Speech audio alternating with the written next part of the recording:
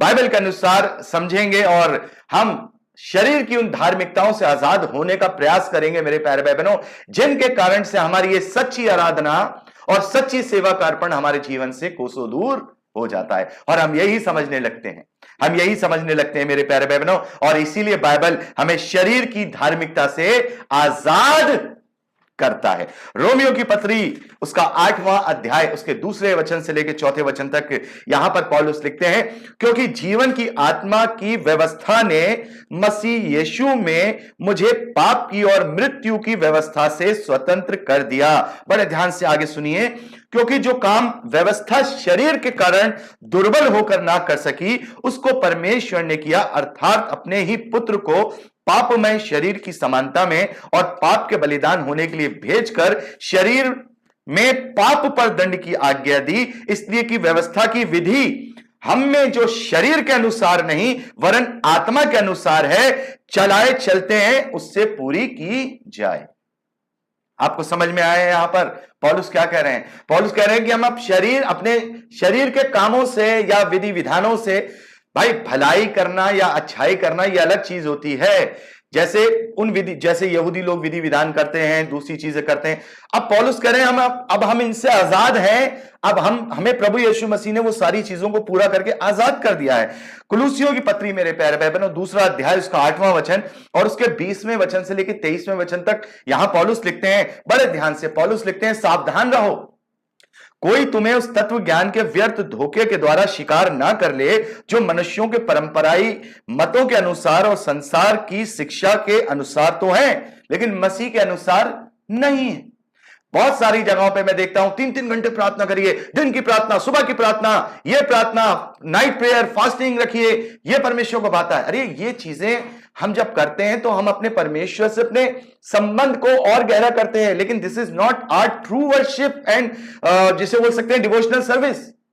ये वो नहीं है, ये तो अलग चीजें हैं जो हमें हमारे आत्मिकता के लेवल को ऊंचा करने के लिए होती हैं।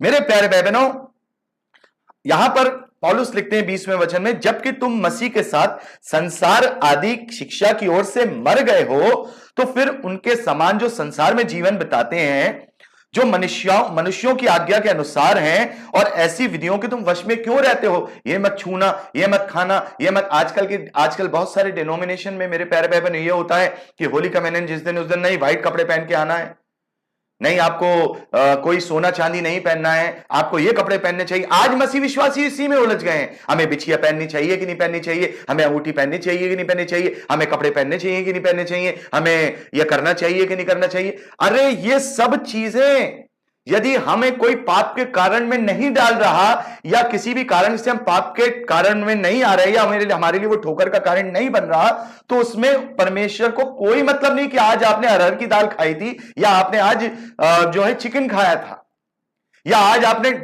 आप हरे रंग के कपड़े पहने थे, या आज आप व्हाइट कपड़े पहने थे, आज आपने सोना पहना था या चांदी पहना था। ये सब परमेश्वर को इससे कोई सरोकार नहीं होता।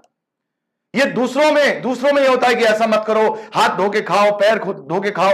ये परमेश्वर इस नाशवान शरीर की धार्मिकता नहीं चाहता। तो मेरे प्यारे भाई बहनों, इसी विषय में पौलुस यहां लिखते हैं, और ऐसी विधियों के वश में क्यों रहते हो कि ये ना छूना, उसे ना चखना, उसे ना हाथ लगाना, और इसे हाथ मत लगाना, अशुद्ध होगा, अशुद्ध होगा। अरे कैसे हो गए भाई? प्रभु यीशु मसीह कहते हैं जो तुम खाते हो वो तुम्हारे मुंह में जाता है और फिर पेट में जाकर सुबह संडास से निकल जाता है, वो तुम्हें अशुद्ध कैसे कर सकता है? अरे अशुद्ध तो तुम्हारे मन में से जो बुरी बातें निकलती हैं वो तुम्हें करती हैं। अरे उससे छुल गए, अरे उसने वो तो अछूते उससे छू लिए। ये सब दुनियावी बातें हैं। मसीह विश्वासियों के लिए कोई शुद्ध अशुद्ध नहीं होता। ये ना चखना, ये ना हाथ लगाना, क्योंकि बड़े ध्यान से, क्योंकि ये सब वस्तुएं काम में लाते लाते नाश हो जाएंगी। इन विधियों में अपनी इच्छा के अनुसार, आज हमने अपनी इच्छा के अनुसार अरे नहीं हम तो रात को साहब 2 घंटे प्रार्थना करेंगे। एक पास्टर कह रहे नहीं, रात को प्रार्थना करो, रात को प्रार्थना करो, दिन में मत करो। दिन की 6 घंटे की प्रार्थना रात के 2 घंटे की प्रार्थना के बराबर होती है। ये अपनी इच्छा के मत के अनुसार अच्छी तो है, पौलुस कह रहा है। इन विधियों में अपनी इच्छा की अनुसार गढ़ी हुई भक्ति, क्या कैंडल जलाओ, ये करो, आराधना की पुस्तक, अरे आराधना की पुस्तक खोल करके वो पढ़ लेगा तो उसका जीवन सफल नहीं होगा। उसको तो ये लगेगा मैं आराधना की पुस्तक पढ़ के, आज संडे गया था, पादी साहब ने मेरे सारे कलीसिया के सामने हमने अकीदा कर लिया, हमने वो अकीदा पढ़ लिया, हमने वो सारी चीजें कर ली, प्रेसिडी पर जो पास्टर है वो बोल रहे हैं, पीछे पीछे कलीसिया बोल रही है, वो करके एक चीज करके आ गए। वो तो सभी करते हैं, पांचों टाइम करते हैं, हम तो संडे में एक दिन करके आ गए, तो हमारी धार्मिकता पूरी नहीं हुई। पौलुस कह रहे हैं ये मनुष्यों की विधियां जो हैं इच्छा के अनुसार गढ़ी हुई भक्ति की रीति और दीनता और शारीरिक योग अभ्यास से ज्ञान का नाम तो होता है इससे कि हमने ये कर लिया, लेकिन शरीर की लालसाओं को रोकने के लिए इनमें कोई लाभ नहीं।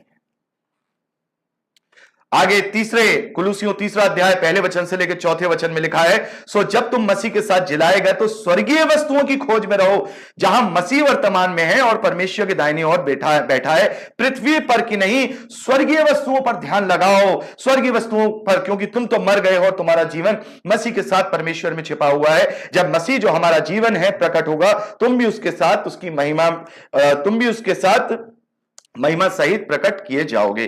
तो मेरे प्यारे भाई बहनों, इसलिए बाइबल हमें इन शरीर की धार्मिकताओं से क्या करता है? बचाता है।